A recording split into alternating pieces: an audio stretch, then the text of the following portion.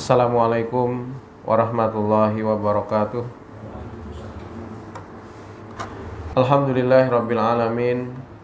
Nahmaduhu wa nasta'inuhu wa nastaghfiruh wa na'udzu billahi min syururi anfusina wa min sayyiati a'malina. May yahdihillahu fala mudhillalah wa may yudlil fala hadiyalah. Asyhadu an la ilaha illallah wahdahu la syarikalah wa asyhadu anna Muhammadan abduhu wa rasuluh la nabiyya ba'dah. Allahumma shalli wa sallim ala nabiyyina Muhammad wa ala alihi wa ashabihi ajma'in, amma ba'du. Qala Allah ta'ala a'udzu billahi minasyaitonir rajim. Ya ayuhan nasu taqu rabbakumul ladzi khalaqakum min nafsin wahidah wa khalaqa minha zawjaha wa batha minhuma rijalan katsiran wa nisaa'a wattaqullaha alladzi tasaaluna bihi wal arham innallaha kana 'alaikum raqiba, amma ba'du. Bapak-bapak, ibu-ibu, hadirin wal hadirat, jamaah salat subuh rahimani wa rahimakumullah. Puji dan syukur marilah bersama-sama kembali kita panjatkan kehadirat Allah Subhanahu wa taala atas limpahan segala nikmat dan karunia-Nya, hidayah serta petunjuknya jualah, sehingga pada kesempatan di hari ini memasuki tanggal 5 Ramadan 1444 Hijriah, kita masih diberikan oleh Allah Subhanahu wa taala kesehatan, umur yang panjang, sehingga dengan nikmat umur itu kita bisa menikmati indahnya dan juga berkahnya bulan Ramadan. Salawat dan salam semoga senantiasa tercurah kepada Nabi kita Muhammad sallallahu alaihi wasallam beserta keluarga, para sahabat, tabi'in serta pengikut beliau yang senantiasa istiqamah menjalankan sunnah-sunnah makbulahnya hingga akhir zaman. Bapak-bapak, ibu hadirin wal hadirat rahimakumullah, di antara beberapa ibadah-ibadah yang tentunya kita maksimalkan di dalam bulan Ramadan ini, pertama adalah bagaimana kita bisa meningkatkan kualitas saum kita atau puasa kita melebihi kualitasnya dari tahun-tahun sebelumnya. Kita sudah belajar tentang apa-apa saja mubtilatus saum atau hal-hal yang membatalkan puasa. Kemudian kita juga menghindari hal-hal yang bisa mengurangi pahala daripada puasa kita. Karena pahala puasa itu adalah memiliki ganjaran yang tidak berbatas. Sesungguhnya saum itu adalah untukku, kata Nabi, kata Allah, dan aku pula yang akan mengganjarnya. Jadi dalam sebuah hadis Nabi SAW disebutkan bahwasanya ganjaran daripada puasa itu adalah tak terbatas, Pak. Berbeda dengan pahala ibadah-ibadah lainnya. Bahkan ketika seseorang melaksanakan ibadah puasa, tapi ternyata dia tidak mendapatkan apa-apa daripada puasanya. Rubba shaimin hazzuhu min siyamihi illal ju' wal atas. Berapa banyak orang yang dia berpuasa tetapi tidak mendapatkan apa-apa daripada puasanya selain daripada lapar dan haus saja.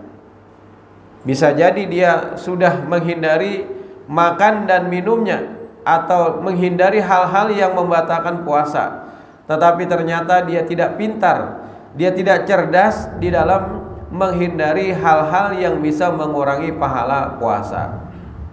Dia tidak bisa menjaga omongannya, dia tidak bisa menjaga perbuatannya dari hal-hal yang bodoh. Rubba shaimin hazzuhu min siyamihi ilal ju' wal atas. Jadi hendaknya kita pintar, cerdas di dalam melaksanakan ibadah puasa Ramadan agar kita bisa mendapatkan pahala yang maksimal. Kemudian yang kedua adalah kita juga memaksimalkan qiyam Ramadan kita. Walaupun di luar daripada bulan Ramadan, sebenarnya kita sudah melaksanakan salatul lail atau salat malam. Jadi salat malam itu adalah payungnya. Secara definisi sebenarnya salatul lail dengan qiyamul Ramadan itu sama saja, Pak. Jadi luar Ramadan kita melaksanakan salatul lail atau juga salat malam. Di dalam bulan Ramadan kita mengerjakan di awal waktu. Jadi salat malam itu panjang waktunya, dari semenjak setelah habis salat Isya sampai sebelum waktu fajar atau juga waktu salat subuh. Jadi waktunya cukup panjang. Utamanya memang waktu yang sangat ideal bagi kita untuk mengerjakan sholat malam itu adalah setelah bangun tidur. Tapi karena di bulan Ramadan supaya mengajak orang-orang agar berbondong-bondong untuk menuju masjid, mushola dan langgar untuk mengerjakan sholat malam, maka dikerjakanlah di awal malam, Pak. Jadi kalau setelah tidur namanya adalah sholat tahajud. Kalau dikerjakan di dalam malam hari di luar Ramadan namanya adalah salatul lail. Kalau dikerjakan pada bulan Ramadan itu namanya adalah qiyamu Ramadan. Jadi pada intinya secara definisi sebenarnya sama saja. Karena bulan Ramadan adalah sebagai bulan riyadah, pelatihan, tarbiyah, pendidikan, maka supaya melatih orang-orang terbiasa nanti sekeluar daripada Ramadan mengerjakan ibadah tersebut, lalu dikerjakan di awal malam. Karena Nabi pernah berpesan, "Awsani Khalili sallallahu alaihi wasallam," telah mewasiatkan kepadaku kekasihku Nabi sallallahu alaihi wasallam tentang 3 perkara. Pertama adalah an utira qabla an arkuda, agar aku berwitir sebelum aku tidur. Jadi witir itu boleh dikerjakan sebelum tidur, Pak. Jadi witir itu boleh dikerjakan sebelum tidur. Jadi tidak mengapa. Maka itu ketika seseorang melaksanakan ibadah salat tarawihnya atau qiyam Ramadannya bersama imam sekaligus juga dengan witirnya, maka pahalanya itu bagaikan salat semalaman suntuk. Jadi jangan hanya gara-gara aku jasidin hendak bewitir kena aja, hendak bewitir kena, mungkin pada saat di sepertiga malam, tapi pada akhirnya apa? Dia tidak mendapatkan pahala, yaitu bagaikan sholat semalaman suntuk. Jadi kalau seseorang, kata Nabi, sholat bersama imam sampai akhir, termasuk sampai witirnya, maka bagaikan dia melaksanakan sholat semalaman suntuk, Pak. Luar biasa. Makanya jangan mentang-mentang orang ingin mengerjakan sholat malam lagi di sepertiga malam, lalu dia meninggalkan yang namanya witirnya. Aku kena aja jasidin sholat witir, tapi pada akhirnya apa? Dia tidak mendapatkan keutamaan, yaitu bagaikan melaksanakan sholat semalaman suntuk. Jadi witir itu boleh dikerjakan di awal, sebagaimana Abu Hurairah tadi mendapatkan wasiat dari Nabi sallallahu alaihi wasallam, an utira qabla an arkuda, agar aku berwitir sebelum aku tidur. Kalau nanti dia bangun di sepertiga malam, misalnya pada saat di luar Ramadan dia biasa melaksanakan sholat malam, tapi khawatir pada saat itu dia tidak bangun di sepertiga malam, maka dia mengerjakan witirnya terlebih dahulu sebelum dia tidur. Jadi witir itu boleh di awal malam, Pak, boleh di awal malam. Apabila ternyata Allah membangunkannya di sepertiga malam, maka dia tinggal mengerjakan sholat malamnya saja.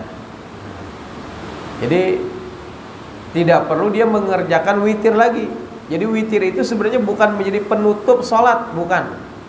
Witir itu adalah dikerjakan hanya sekali dalam satu malam. Jadi apabila seseorang sudah berwitir, maka berarti dia tidak perlu lagi ketika bangun di sepertiga malam mengerjakan witir. Dia tinggal mengerjakan sholat malamnya saja atau sholat tahajudnya saja.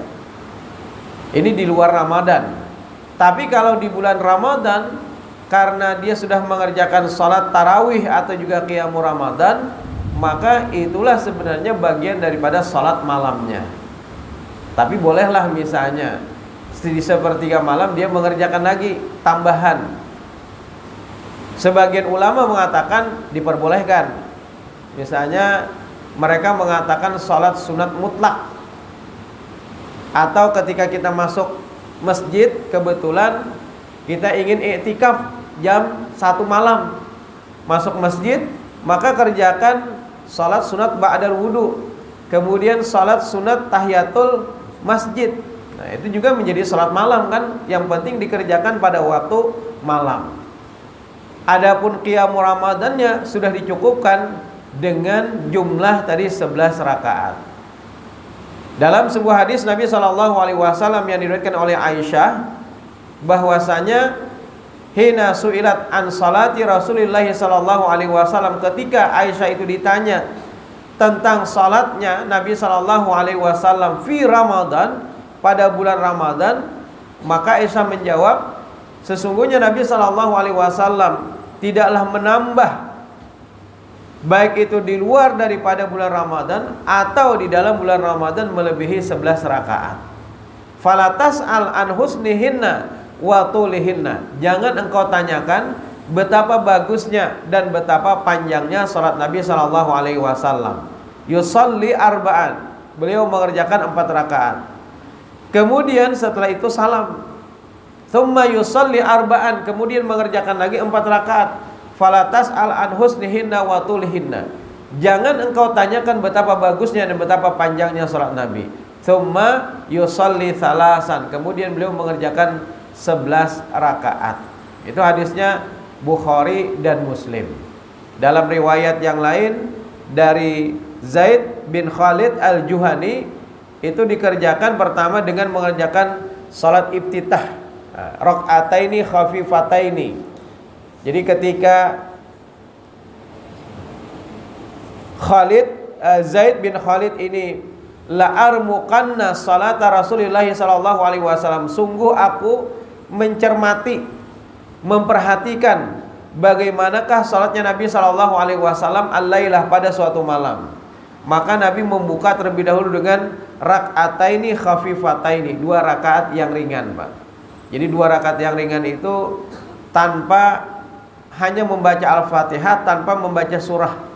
Itu 2 rakaat yang ringan, disebut dengan salat iftitah. Kemudian Nabi mengerjakan rak'ataini tawilataini, 2 rakaat yang panjang. Kemudian rak'ataini tawilataini dunal lataini, jadi 2 rakaat setelahnya yang lebih pendek daripada 2 rakaat yang pertama. Kemudian 2 rakaat yang panjang yang lebih pendek daripada yang kedua. Dan seterusnya 2 rakaat sampai 10 rakaat, Pak. Jadi skemanya kalau 4-4 berarti 4-4-3. Tapi boleh juga mengerjakan 2-2, 2-2-2-2-2. Jadi 10 rakaat ditambah dengan 1 witir. Jadi kalau hendak skema 2-2-2, maka sampai 10 ditambah dengan 1 witir, berarti 11. Ditambah 2 rakaat sebelumnya tadi yang disebut dengan iftitah, maka jumlahnya salatsa asyarata rakaatan, 13 rakaat.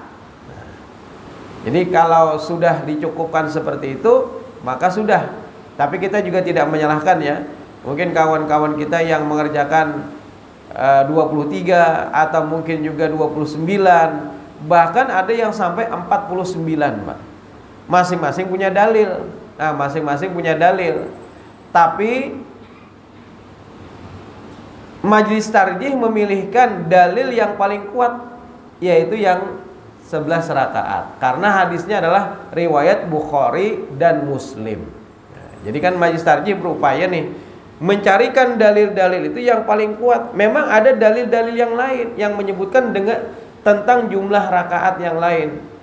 Tapi majelis tarjih berupaya untuk menyuguhkan sesuatu yang dianggap paling kuat, inilah yang disampaikan kepada kita melalui putusan tarjih. Nah, melalui putusan tarjih. Jadi dengan adanya dalil yang paling kuat yang diriwayatkan oleh Bukhari dan Muslim, maka inilah yang dipilih. Cuma kita juga tidak menyalahkan, karena tadi masing-masing punya dalil, tinggal bagaimana kekuatan dari dalil-dalil itulah yang masing-masing pegangi. Yang salah itu yang kada sholat, Pak. Yang kada sholat. Jadi kita berupaya untuk memilih mana di antara dalil-dalil yang terkuat, itulah yang dijadikan sebagai rujukannya. Nah, jadi Bapak-bapak, Ibu wal hadirat rahimakumullah, seandainya seseorang sudah melaksanakan qiyamul Ramadan, maka itu sudah dicukupkan. Tapi kalau seandainya memang seseorang ingin menambah tadi, bisa dengan salat ba'dal wudu atau salat tahiyatul masjid misalnya, ketika dia masuk masjid ingin i'tikaf di dalam masjid. Dan mungkin ada juga yang ingin mengerjakan salat apa tadi? Salat sunat mutlak. Nah, salat sunat mutlak ya, yang dikerjakan 2 rakaat, 2 rakaat, 2 rakaat, 2 rakaat tanpa berbatas akan jumlah rakaatnya, tanpa berbatas akan jumlah rakaatnya. Tapi dengan kita mengerjakan di awal qiyamul Ramadan itu sebenarnya sudah cukup untuk bisa dikatakan sebagai salatul lail atau salat malam. Nah, salatul lail atau salat malam. Jadi karena inilah hadis Nabi SAW yang menyebutkan tentang bagaimanakah tata cara Nabi melaksanakan salat malam pada bulan Ramadan. Nah, Bapak-bapak, Ibu wal hadirat rahimakumullah, pahalanya tadi apabila seseorang mengerjakannya bersama dengan imam, Pak, bersama dengan imam.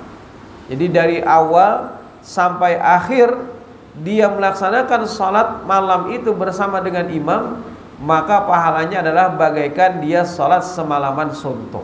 Luar biasa. Maka itu jangan gara-gara hendak menggawi lagi sidin di tengah malam atau di sepertiga malam, lalu sidin pada saat menggawi witir keluar.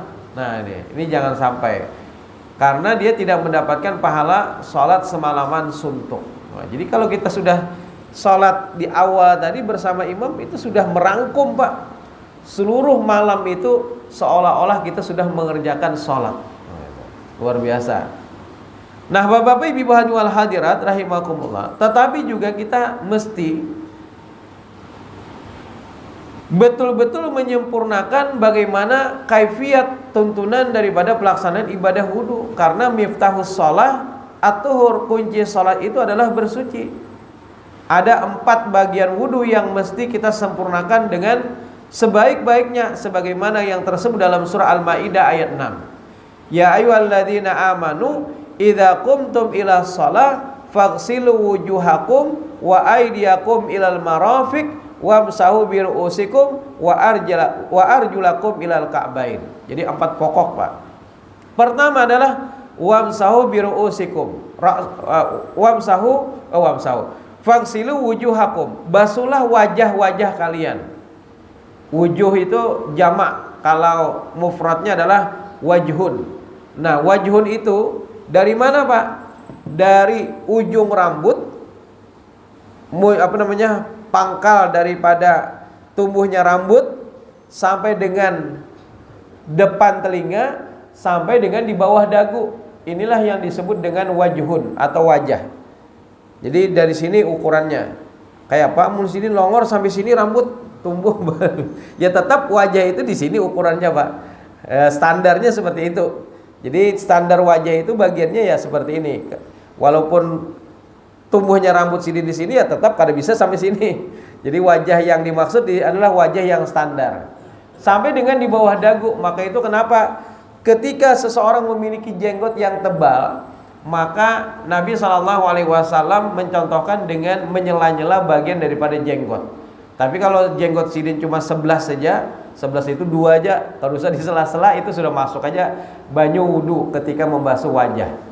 Jadi itu bagian wajah yang mesti terbasuh. Jangan sampai ada sedikit pun yang tidak terbasuh.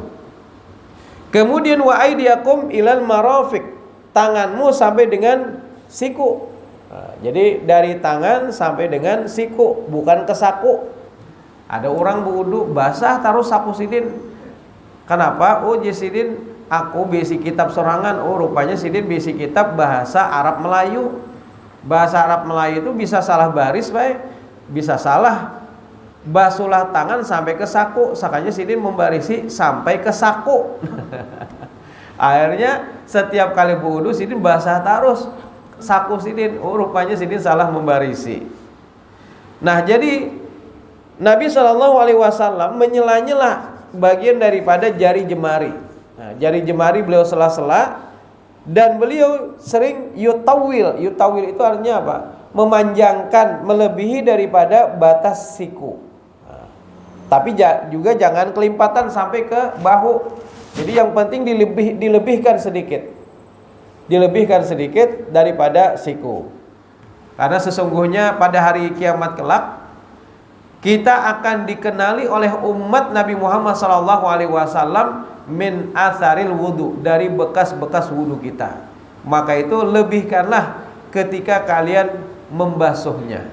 Jadi nanti bercahaya Pak, wajah-wajah kita, tangan-tangan kita, kaki kita, sehingga oh ini adalah umatku kata Nabi, maka dicomot. Tapi kalau kita tidak memiliki min atharil wudu, dari bekas wudu, maka kita tidak termasuk dalam golongan umat Rasulullah sallallahu alaihi wasallam. Jadi pada saat itu kata Rasul, aku sangat rindu terhadap saudara-saudaraku. Para sahabat berkata, bukankah kami ini adalah saudara-saudaramu wahai Rasul? Bukan kata Nabi, kalian adalah sahabat-sahabatku. Siapa mereka? Saudara-saudaraku, yaitu adalah mereka yang tidak pernah berjumpa denganku, tetapi mereka itu adalah mengamalkan akan sunnahku. Kemudian para sahabat bertanya, dari mana engkau akan mengenali mereka padahal engkau belum pernah bertemu dengan mereka? Maka kata Rasul, bagaimana sekiranya kalau ada seseorang memiliki kuda yang banyak, kemudian kuda itu bercampur dengan kuda-kuda yang lain, tetapi kuda tersebut memiliki di atas kepalanya ada bulatan putih, kemudian di kaki-kakinya, di tangan-tangan kuda itu memiliki bulatan-bulatan putih. Apakah pemilik kuda itu akan mengenali kudanya? Maka kata para sahabat apa? Bala wahai ya Rasul. Betul wahai Rasul, pasti pemilik kuda itu akan mengenali kudanya. Maka itu dari situlah Nabi SAW kata Nabi akan bisa mengenali umatnya, yaitu adalah dari bekas wudu-wudu mereka. Jadi maka itu sempurnakan wudu kita Pak. Jadi ketika membasuh tangan juga hendaknya kita lebihkan daripada batasan siku. Kemudian wamsahu biru'usikum, usaplah kepala. Nanti terkait dengan usap ini kenapa antar mazhab itu berbeda-beda.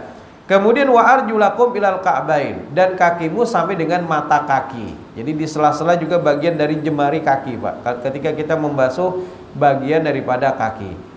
Nah, kenapa muncul perbedaan terkait dengan wamsahu biru'usikum? Karena bahasa Arab ini bahasa yang kaya sekali akan makna. Lalu para imam-imam mazhab itu berbeda di dalam memaknai apa yang tersebut dalam Al-Quran. Wamsahu biru'usikum, di situ ada huruf ba, huruf jar. Sebagian mengatakan bahwasanya arti daripada ba di situ adalah seluruhnya. Misalnya siapa? Imam Malik, kemudian Imam Ahmad bin Hambal mengatakan bahwa huruf ba di situ artinya adalah seluruh daripada kepala. Sementara Imam Abu Hanifah mengartikan yang namanya ba di situ adalah sebagian, bukan seluruh, sebagian daripada kepala. Sementara Imam Asy-Syafi'i mengartikan huruf ba di situ adalah biba'di juga, sebagian, sekurang-kurangnya 3 helai rambut. Lalu muncul akhirnya perbedaan-perbedaan. Nah, Majlis Tarjih dalam hal ini berupaya untuk bisa mengkaji ruju' ilal Quran was sunnah, mengkaji langsung kepada sumber aslinya, yaitu adalah Al-Quran dan sunnah Rasul sallallahu alaihi wasallam. Kalau kita hanya melihat pendapat-pendapat imam mazhab, akhirnya yang terjadi justru adalah perbedaan-perbedaan. Tadi ada yang mengatakan seluruhnya, ada yang mengatakan 1/4, ada juga yang mengatakan sekurang-kurangnya 3 helai rambut. Nah, akhirnya muncul perbedaan. Tapi Majlis Tarjih berupaya untuk mengkaji langsung dari sumbernya, yaitu Al-Quran dan Al-Hadis. Tapi juga tidak membuang pendapat-pendapat para imam ini. Mana di antara pendapat ini yang seirama dengan Al-Quran dan juga As-Sunnah. Nah, lalu dilacaklah hadis-hadis yang menjelaskan tentang bagaimana sih Nabi SAW mengusap kepala itu yang disebutkan dalam Al-Quran, wamsahu biru'usikum. ternyata ditemukan hadisnya. Pertama, ketika Nabi SAW mengusap, maka beliau bada'a bi muqaddami ra'si. Beliau memulai ambil air lalu dibuang. Bada'a bi muqaddami ra'si. Beliau mulai dari pangkal tubuhnya rambut atau dari depan kepala. Kalau ini wajah malah bukan. Jadi dari depan kepala ila faqahu, sampai dengan bagian tengkuk. Jadi beliau teruskan mengusapnya sampai ke bagian faqah. Faqah itu kuduk bahasanya atau tengkuk. Maka itu berdiri bulu kuduk. Kuduk itu di sini. Tsumma raddahuma ila makanil ladzi bada'a minhu. Kemudian beliau kembalikan lagi ke tempat semula, yaitu bagian depan. Kemudian setelah itu telinga, dengan sekali usap saja dua-duanya. Jadi kepala secara keseluruhan dan juga sekaligus telinga. Kenapa telinga diusap? Karena dalam hadis Nabi yang lain disebutkan al-udhunani minar ra'si. Yang namanya telinga itu bagian daripada kepala. Jadi kepala bagiannya sampai di telinga. Nah, itu hadis yang pertama, Pak. Kemudian hadis yang kedua, Nabi mengusap itu biwahidah, dengan sekali usap saja. Kalau wajah 3 kali, kalau tangan sunnahnya 3 kali. Tapi Nabi pernah mempraktekkan yang wajibnya sekali-sekali, Pak, boleh. Membasuh wajah sekali boleh, membasuh tangan asal disempurnakan sekali juga boleh. Nabi juga pernah mempraktekkan 2 kali. Nah, sunnahnya 3 kali. Jadi kalau misalnya sekali, sahlah wudunya, sah wudunya, asalkan sempurna. Nah, hadis yang kedua tadi menyebutkan Nabi mengusap dengan biwahidah, dengan sekali usap. Hadis yang ketiga, Nabi juga pernah mengusap masaha binasiyatihi, mengusap ubun-ubun, Pak. Nabi pakai sorban pada saat itu. Jadi kalau kita memang kesulitan melepas yang namanya kopiah, tapi kopiah ini kan tinggal pacul aja. Orang memakai sorban itu kesulitannya mungkin dilepas lagi, kemudian dipasang lagi, dan ada mungkin sorban-sorban yang diikat. Nah, diikat. Sehingga pada saat itu Nabi hanya menaikkan sorban di atas kepala. Lalu cara mengusapnya bagaimana? Masaha binasiyatihi. Nabi mengusap ubun-ubun. Tapi ternyata Nabi lanjutkan ke atas, Pak. Wa alal imamah, dan di atas imamah atau sorban beliau. Jadi bukan hanya ini yang beliau usap, tetapi Nabi mengusap ubun-ubun sekaligus juga di atas imamah beliau atau di atas sorban beliau. Jadi secara umum berarti hadis ini juga menyebutkan keseluruhan daripada kepala, bukan hanya ubun-ubun yang beliau usap pada saat itu. Nah, berdasarkan hadis inilah maka jelas bahwa kata yang disebutkan dalam Al-Quran wamsahu biru'usikum, kemudian dicontohkan dengan hadis-hadis Nabi SAW bagaimana tata cara dalam mengusap, akhirnya sinkron. Berarti yang namanya mengusap itu adalah keseluruhan daripada kepala. Kenapa pendapat-pendapat itu berbeda-beda? Barangkali dulu karena Islam menyebar dengan sangat luas sekali, ada sebagian ulama yang pada saat itu belum sampai lagi hadis ini. Bisa jadi. Sehingga mereka hanya mengartikan ayat Al-Quran pada saat itu. Tapi kalau seandainya hadis ini sampai, maka pasti mereka akan melaksanakan sesuai dengan apa yang tersebut di dalam hadis. Dan mereka semuanya sepakat, kalau seandainya perkataan kami ini berlainan dengan Al-Quran atau berlainan dengan hadis Nabi, maka ikutilah hadis Nabi, ikutilah Al-Quran, dan juga ikutilah hadis Nabi SAW. Tidak ada di antara para imam itu yang mengatakan ikuti saja pendapatku, jangan ikuti yang lain, tidak ada. Justru mereka sepakat, seandainya pendapat kami berlainan dengan Al-Quran, berlainan dengan hadis Nabi, maka ambillah Al-Quran dan hadis Nabi, tinggalkanlah pendapat kami. Tidak sah seseorang mengikuti pendapat kami jikalau mereka tidak tahu dari mana kami mengambil sumbernya, kata mereka. Bahkan Imam Syafi'i pernah mengatakan, jikalau kalian menemukan dalam kitabku sesuatu yang berlainan dengan Al-Quran, berlainan dengan hadis Nabi SAW, pasti aku akan mencabut pendapatku, baik selama aku masih hidup ataupun setelah aku meninggal dunia. Nah, karena tadi didasarkan kepada Al-Quran, didasarkan kepada hadis Nabi sebagai penjelas sudah ada, maka alangkah sempurnanya kita jikalau kita mengikuti kepada apa yang tersebut dalam hadis Nabi Shallallahu Alaihi Wasallam tanpa mengkotak-kotakan dalam pemahaman-pemahaman yang berbeda-beda tadi.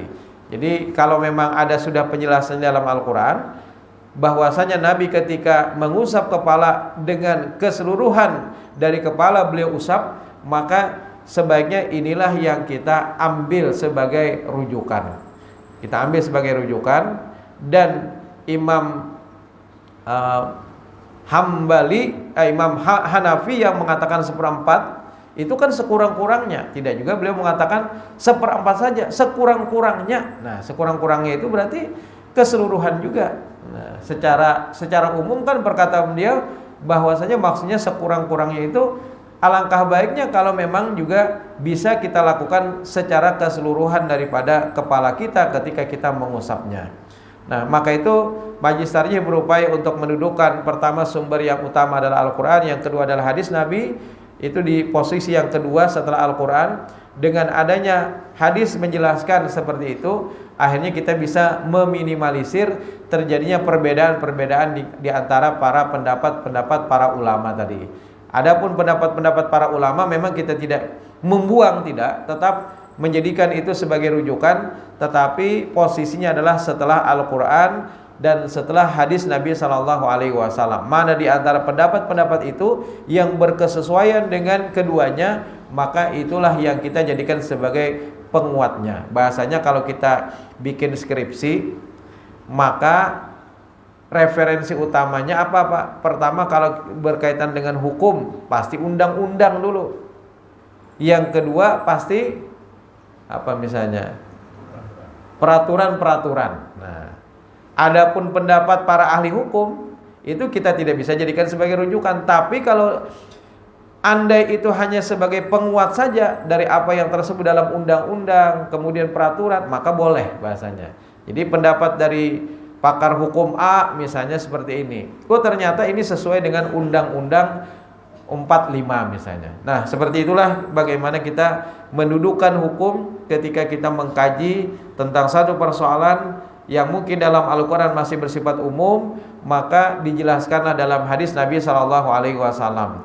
Mudah-mudahan dengan kita mengetahui dasar daripada perbedaan-perbedaan itu, lalu kita bisa melaksanakan secara sempurna bagaimana tata cara dalam wudhu kita, karena miftahus sholat at-tuhur, kunci sholat itu adalah bersuci. Dengan kita menyempurnakan bersuci kita, maka insya Allah akan menjadikan ibadah yang kita laksanakan itu menjadi ibadah yang makbul. Demikian yang bisa Allah sampaikan pada kesempatan di subuh kali ini, mudah-mudahan bermanfaat. Subhanakallahumma wa bihamdika asyhadu an la ilaha illa anta astaghfiruka wa atubu ilaik. Wassalamualaikum warahmatullahi wabarakatuh.